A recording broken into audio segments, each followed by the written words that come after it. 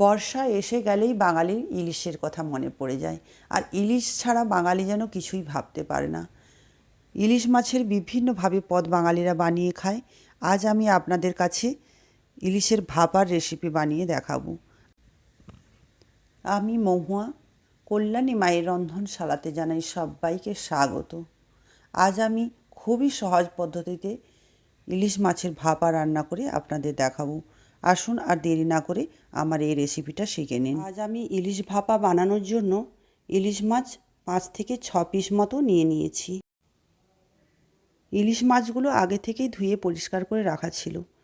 এবার ওপর থেকে পরিমাণ মতো লবণ, হাফ চামচ মতো হলুদ গুঁড়ো দিয়ে মাখিয়ে ভালো করে সাইডে রেখে দিলাম 20 থেকে 25 মিনিটের জন্য।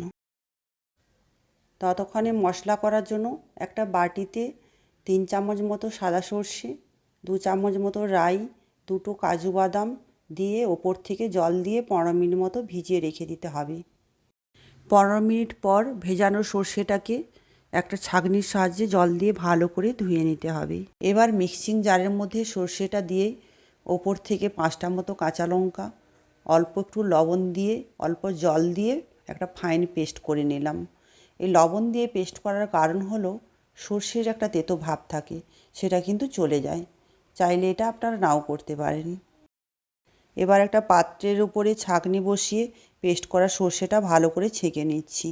এই ভালো করে ছেঁকে নেওয়ার কারণ হলো অনেকের সর্ষে খোসা খেলে পেটের সমস্যা হয়, তাই যদি ছেঁকে খাওয়া হয় পেটের সমস্যা তেমন হয় না। চাইলে আপনারা এটা নাও করতে পারেন।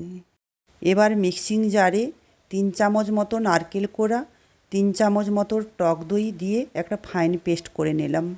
এটাকে বেটে রাখা সর্ষের উপর ঢেলে নিয়েই ওপর থেকে হাফ চামচ মতো হলুদ গুঁড়ো, হাফ চামচ মতো কাশ্মীরি লঙ্কার গুঁড়ো, 4 টেবিল চামচ সর্ষের তেল দিয়েই ভালো করে মিশিয়ে নিলাম।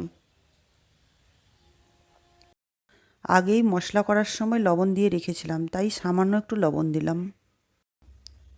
এবার ভাপাটা রান্নার জন্য একটা স্টিলের টিফিন কৌটা নিয়ে নিয়েছি। তারপর সামান্য একটু মশলা দিয়েই আগে থেকে নুন হলুদ মাখিয়ে রাখা মাছগুলোকে এক এক করে সাজিয়ে নিলাম। এবার বাকি মশলাটুকু ঢেলে দিয়েই কয়েকটা চেরা কাঁচা লঙ্কা ওপর থেকে সাজিয়ে দিয়ে 2 চামচ মতো সর্ষের তেল দিয়েই টিফিন কৌটার ঢাকনাটা বন্ধ করে দিলাম। ইলিশটাকে ভাপানোর জন্য আগে থেকেই একটা কড়াইয়ে কিছুটা জল দিয়ে গরম করতে বসিয়েছিলাম। জলটা যেই ফুটে উঠবে ওপর থেকে একটা স্ট্যান্ড দিয়েই টিফিন কৌটাটা ওর উপরে বসিয়ে দিতে হবে। আপনারা লক্ষ্য রাখবেন কড়াইতে এমনভাবে জল দেবেন যেন টিফিন কৌটার তলাতে জলটা লেগে থাকে, তাহলে মাছটা ভালোভাবে সেদ্ধ হয়ে যায়। তারপর কড়াইয়ের ঢাকনাটা বন্ধ করে দিয়েই লো টু মিডিয়াম ফ্লেমে 15 মিনিট মতো ভাপাতে হবে। 15 মিনিট পরেই গ্যাসটা বন্ধ করে দিতে হবে আর 5 মিনিট মতো এভাবেই রেখে দিতে হবে। তারপর 5 মিনিট পরেই কড়াই থেকে ঢাকনাটা সরিয়ে নিয়েই টিফিনটা আস্তে করে নামিয়ে নিলাম। নামিয়ে নিয়েই দেখুন ঢাকনাটা খুলছি, কত সুন্দরভাবে আমাদের ভাপা ইলিশ বানানো হয়ে গিয়েছে। এভাবে আপনারা বাড়িতেই ভাপা ইলিশ বানিয়ে দেখুন, আশা করি আপনাদের সবাইকে ভালো লাগবে। আমার রেসিপিটা যদি ভালো লেগে থাকে আপনারা লাইক, কমেন্ট, শেয়ার করুন আর সাবস্ক্রাইব করে রাখবেন আর পাশে থাকা আইকনটা দাবিয়ে দেবেন, যাতে পরবর্তী আমি ভিডিও কোনো বানালে আপনাদের কাছে নোটিফিকেশান সবার আগে পৌঁছে যায়। সবাই ভালো থাকবেন। নমস্কার।